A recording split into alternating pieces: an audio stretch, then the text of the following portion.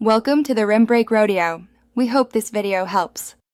In this video, I will show how to make popsicles for business. Start by choosing 3 core flavors and estimating batch sizes to match demand.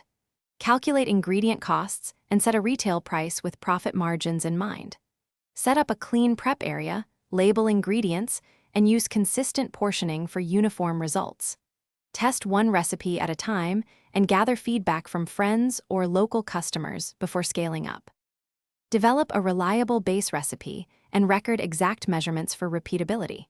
Use simple syrup ratios or fruit purees to control sweetness and mouthfeel. Keep notes on freezing times and how alcohol or sugar affects texture.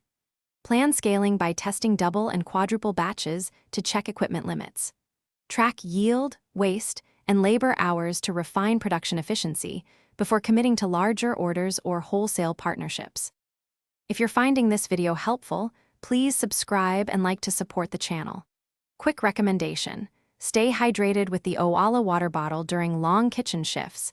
It keeps drinks cold and fits easily in most cooler spaces, making busy days smoother.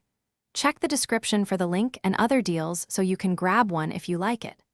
Thanks for watching. Now let's get back to the video. Prioritize food safety by monitoring temperatures and sanitizing tools regularly. Use clear labels that include ingredients, allergens, and best-by dates to protect customers and comply with regulations.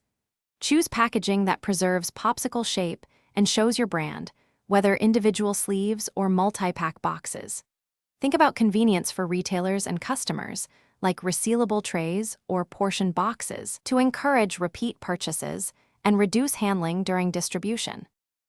Thanks for watching. Consider subscribing if we helped you.